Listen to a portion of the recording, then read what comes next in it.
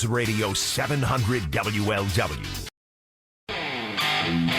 So what kind of food do you guys feed your youngins? Do you try to diversify a little bit, or you just feed them to get them fed? No, look, we try to do good. Look, my wife cooks, she cooks, 6 nights a week, and, it's usually there's some sort of leftovers for lunch. That's usually what I eat, usually what the kids eat. Now, Sure. There's still, fair amount of, not fair amount, but, here and there, some turkey dogs and some, that sort of thing, and some chicken nuggets and all that sort of deal. Because it's at the end of that, for kids at some point too, especially if they're active, and that's kind of the key thing here. If they're active, they can have a few more things that aren't necessarily the most healthiest, grain-fed, whatever, that sort of deal in the world. But the fact is, I think a lot more kids now are more sedentary. So now they're sedentary. Now they're eating this stuff that's packed full of processed this and that, and it's not good for them. Well, that's the this new survey came out. It was like 2/3 of the calories in the average kid's diet is processed food. Yeah. And it surveyed like 33,000 children and adolescents. So that's a pretty big number. Let's talk to an expert in the matter, our friend Jonathan Bailor. Jonathan, is this kind of behavior going to come home to roost as these kids get older, or is it just something they'll pass through? We already have, this current generation of children already has a shorter life expectancy than its parents. So I just kind of want to let that set in for a second, because it's very easy for us to just say, kids can eat chicken nuggets, like they're just kids. So our children are expected to die younger than we are because of what they eat for the first time in U.S. history. So it's really important to understand that, because when we look at this study, it's not processed foods they're talking about. It's ultra-processed foods. And when we talk about ultra-processed foods being 2/3 of what is going inside of our children's bodies, like this is, there's a lot of talk about whether or not we should, quote-unquote, vaccinate children. I can promise you that 2/3 of chemicals that we call food going into our children's bodies is unequivocally bad for them and going to come home to roost. So explain for us, Jonathan, what is the difference between a processed food and an ultra-processed food? An ultra-processed food, if you look on the ingredients list, you literally won't even be able to pronounce what's there. Gotcha. And this is super important, because back when we were just talking about processed foods, this idea that, you could just be active and exercise it off may have had some validity to it. But just like we would never say, if you take cyanide, you can just exercise that off, or if you just smoke, you can exercise that off. You can't exercise off chemicals damaging your body. Does that distinction make sense? No, it does, but I guess explain. I feel like school lunches, for instance, have always been processed and not good for you, but sodium based, right? But I feel like kids were more active, so you flip through oh God, what do you call them? A yearbook, right? And kids didn't look as heavy. They weren't obese the way they are now. But I feel like the lunches and the food was just as bad, or am I wrong on that?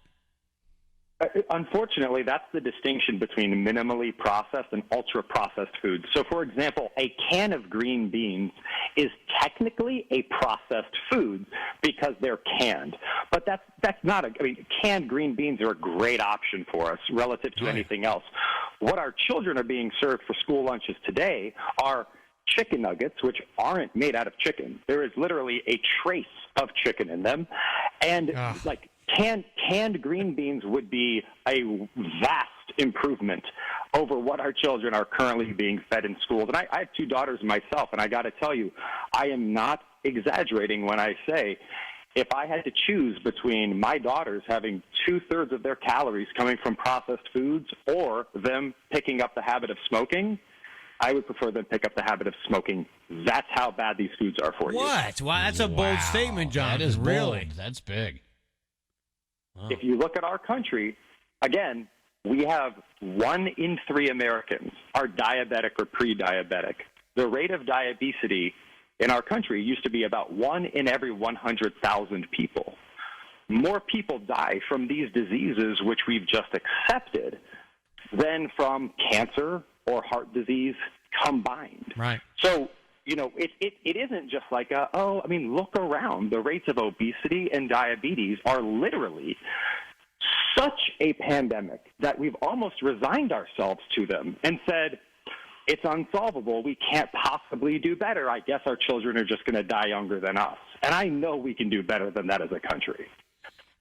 Jonathan, let me ask you, you're a founder and CEO of a wellness program, SANE Solution. Now, what would you suggest as far as the kids go? Like we said, and a lot of people listening right now that have children, you're just trying to get them fed. You just want to get stuff in their belly.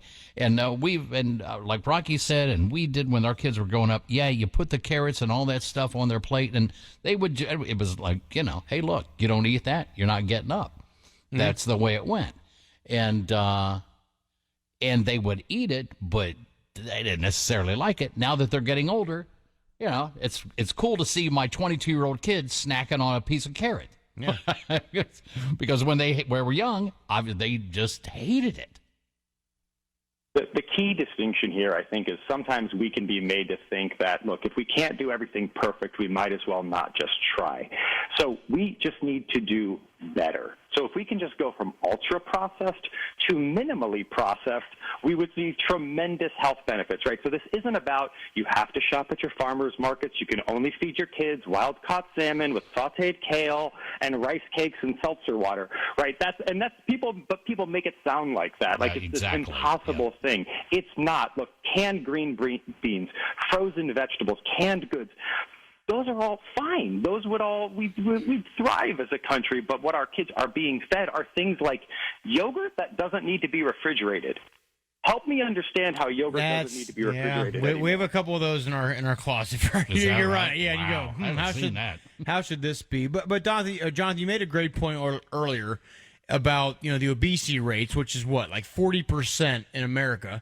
What did 78% of the COVID deaths have in common?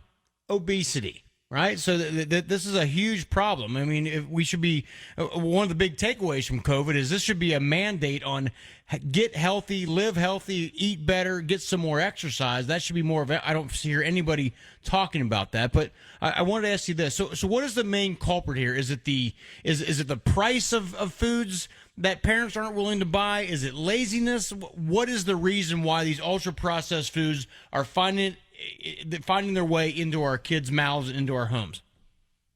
I really think it's a lack of information, right? If you look at us as a culture, for example, there's increasing awareness of the just epic badness of sugar-sweetened beverages like soda. And this same study that we're talking about actually found that the consumption in children of sugar-sweetened beverages dropped from about 11% of their calories to 5%, because we are pulling them out of schools.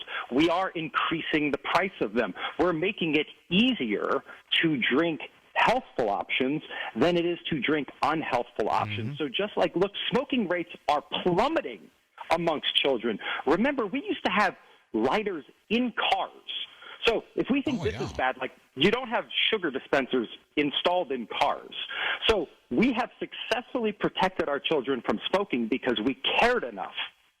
If we can get information on how toxic these ultra-processed foods are and how they are toxic like cigarettes are, we as parents will absolutely, we've already proven our ability to do better for our children and to not think that we have to be perfect, but just that we can make steps towards better. And that's what we cover in our new documentary with Harvard Medical School called Better.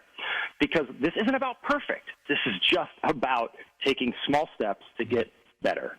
All right, Jonathan, thanks so much for being with us. We'll keep an eye out for the doc. Thank you for having me.